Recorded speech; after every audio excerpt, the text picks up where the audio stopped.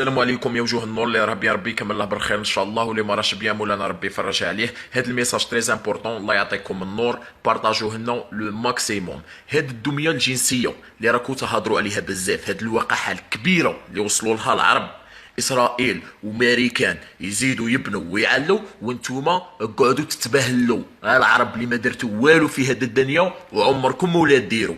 دميه جنسيه دارتها شكون؟ داروها اليهود، صنعها واحد يهودي من الجابون، صنعها ودارها سبيسيال للعرب، امبورطاها كاع للعرب، باسكو يعرف باللي العرب شعب شكايلي ولاهي، وما يدير ما يبني ما يعلي، غير يهدر ويمنشر.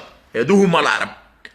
بون انت اللي راك تقول نشري دميه جنسيه ونتزوج دميه جنسيه وكلش، من كثرة اللي انت حاشاكم وحاشا السامعين، من كثرة اللي انت انسان حمار لا تفقه شيئا ولا تفقه قولا، راك قاعد باغي تشري دميه جنسيه.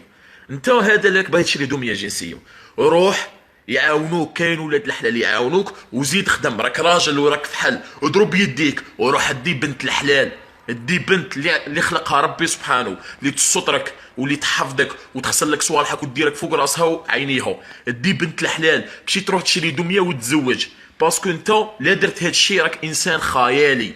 افطنوا شويه لعماركم اخوتي، احترموا، كاين ناس كبار راهم في الفيسبوك يكونيكتو، انت دير له دميه وتقول سوف اتزوج دميه وكلش. هاد الواقع اللي وصلنا لها. والدوله الجزائريه اللي راهم يكموا الكيف، راكو تحاكموا عليهم ب 15 عام حبس، وهذا اللي يشري دميه ديجا راكو ميم با ما تنباعش اونوار، تنباع نورمال. اسكو هاد الشيء رديكم؟ حنا كشا قلتوا لنا الاسلام هو دين الدوله، الاسلام هو دين الدوله. اسكو الاسلام يهضر على هاد الصوالح؟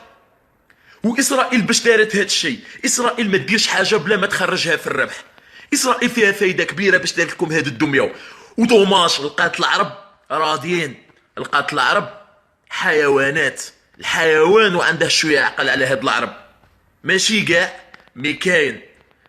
انت كي عادي تدي هاد الدميه، حاجه الاولى عادي يقلال الزواج، عادي يقلال الزواج، تبعوني مليح خوتي في الهضره اللي نقولها، عادي يقلال الزواج خويا العزيز.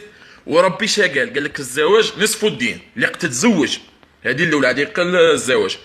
العجز الجنسي هذه الزوجه. حاجه الثالثه عادي البنات يبقوا عزبات، شكون اللي يديهم؟ عادي شكون اللي يديهم؟ تديهم لنا اسرائيل. هذا الواقع المر، بغي طيح ولا ريح، انا كلمه الحق نقولها وما نسمعها بتا واحد، انا بروحي عايش غير هاك الحمد لله. بناتنا باش تجي تديهم لنا اسرائيل، من كثرة اللي شافونا حنايا الزيرو في الزيرو، حنا عطاونا بوبيات نتلاهو بيهم، وهما يجوا يدوا لنا بناتنا. هذا الواقع المر ونوصلوا له. الميساج اللي نوصله لاخوتي واخواتاتي، بارطاجوا لنا هذا الفيديو الماكسيموم، ربي يحفظكم. ما كان لا دميه جنسيه لا والو خويا العزيز، رانا هنا واحد يرفض خوه، نتعاونوا وتزوج بنت الحلال، مشي تروح دير دميه هذه، باسكو هذه عادي الحرام في الحرام في الحرام، الحرام في الحرام، وعادي ما دير والو. هاد الحاجه ما تردي لا ربي ما تردي العبد. هذا اللي نقدر نقولها لاخوتي. السلام عليكم.